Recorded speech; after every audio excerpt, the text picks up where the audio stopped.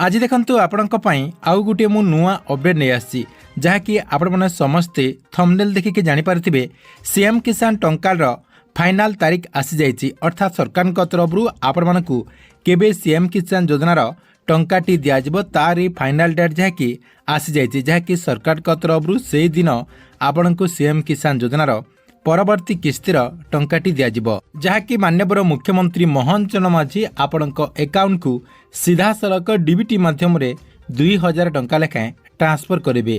तेबे माननीय मुख्यमंत्री मोहन चरण माझी राज्यर लक्ष लक्ष चाषी अकाउंट को सीएम किसान योजनार परवर्ती किस्तिर टंकाटी केबे ट्रांसफर करेंगे एवं से नहीं कौन सबू तथ्य रही आपण मानक मु ए वीडियो माध्यम पूरा जनईदेवी जहाँकि आपण मैंने भिडटी को शेष पर्यंत देखला परे से नहीं पूरा इनफॉरमेशन टी जानीपारे से भिडटी को बिना स्किप करके शेष पर्यंत देखंतु। ता पूर्व वीडियो को गोटे लाइक कर दिंतु एवं जो मैंने चैनल टी को एजाए सब्सक्राइब करना चैनल टी को सब्सक्राइब कर दिंतु। प्रथम देखंतु आपण मानक मु जणे दउची जे सीएम किसान योजनार जो परवर्ती किस्तिर टंकाटी दियाजिबो एई किस्तिरे क्यों माने टंका पाइबे ता सहित आपनको मु जणाइदेबी जे केते तारीख रे आपनको एई टंकाटी दियाजिबो एवं सरकार तरफरु ए नै कोन सबु अपडेट गुडिक रहिछि से नै मध्ये आपनको मु प्रूफ सहित देखाइ देबी। देखंतु प्रथमे आपनको मु जणाइ दउची जे आपण आपनकर स्टेटस टी को चेक कर नेबे आपनकर स्टेटस रे सब किछि ठीक अछि कि नै सेटा जाकी आपण माने प्रथमे चेक करिवे ता सहित कृषक पोर्टाल रे आपण माने पंजीकरण करिसंति कि नै सेटा मध्ये आपण माने जाकी चेक कर नेबे एवं नेक्स्ट देखिए जे आपनकर डीबीटी एक्टिव हेछि कि नै अर्थात आपनकर आधार कार्ड टी बैंक अकाउंट रे लिंक हेछि कि नै एई तीनटा काम जदि आपनकर ठीक रहिछि ताहले आपण माने आगो को सीएम किसान योजनार परवर्ती किस्तिर टंकाटी पाई परिबे। ता सहित देखंतु सरकार तरफरु एबे जाय कि सीएम किसान योजनार नुआ लिस्ट मध्ये आसी जाइछि आपण माने सेही लिस्ट को मध्ये जाय कि चेक करि परिबे। सीएम किसान योजनार जो पोर्टाल रही से पोर्टाल को जाकि आपण माने आपणकर लिस्ट को चेक करि परिबे जो मानकर नाटी से लिस्ट रही से जाकि आगो को आपणकर ए जो किस्तिर टंकाटी आसीबो से किस्तिरे चाषी भाई माने 2000 टंका लेखाएं पाई परिबे। तेबे देखंतु आपण माने समस्ते भाबुथिबे जे सरकार तरफरु केते तारीख रे सीएम किसान योजनार परवर्ती किस्तिर टंकाटी दियाजिबो। देखंतु आपण माने समस्ते जानिचंती जे सरकारकर नियम रही जे सीएम किसान योजनार जो टंकाटी दिया जाउची वर्ष को आपणकर दुईटा टाइम रे दिया जाउची गुटे आपणकर नुआ खाई रे एवं आउ गुटे आपणकर अक्षय तृतीया रे। देखंतु अक्षय तृतीया आपणकर आगो को आसीबा पाई जाउची जहाँकि एप्रिल 20 तारीख रे आपणकर अक्षय तृतीया पड़ुची एई एप्रिल 20 तारीख रे ही आपण माने जहाँकि सीएम किसान योजनार परवर्ती किस्तिर टंकाटी पाई परिबे एटा आपणकर फाइनल डेट। देखंतु कहीं आपणको मो फाइनल डेट मध्ये कहूची तारी प्रूफ मध्ये आपणको मो एई वीडियो माध्यम रे जणे देबे। देखंतु सरकार तरफरु सबु टाइम रे आपणकर एई समय रे सीएम किसान योजनार टंकाटी दिया जाउची।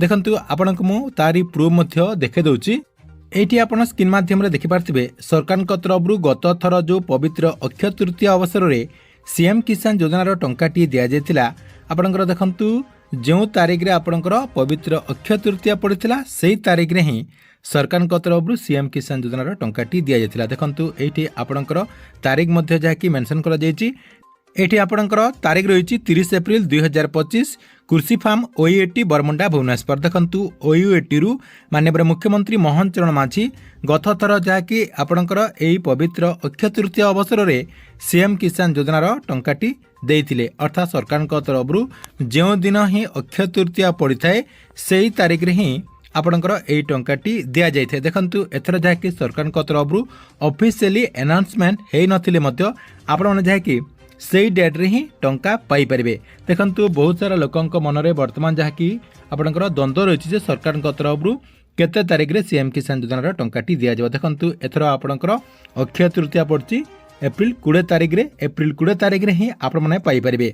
तेबे देखंतु सरकार तरफरु ऑफिशियली अनाउंसमेंट हेले आपण माने केमिति जानि परिबे। देखंतु आपण माने जदी हमर एई चैनल रो रेगुलर व्यूअर हेतिबे किंबा आपण माने जदी हमर एई चैनल टी को सब्सक्राइब करके देखुचंती एवं रेगुलर जदी हमर एई चैनल रो वीडियो गुडी को जदी आपण माने देखुचंती ताहले आपण माने जानि परिबे।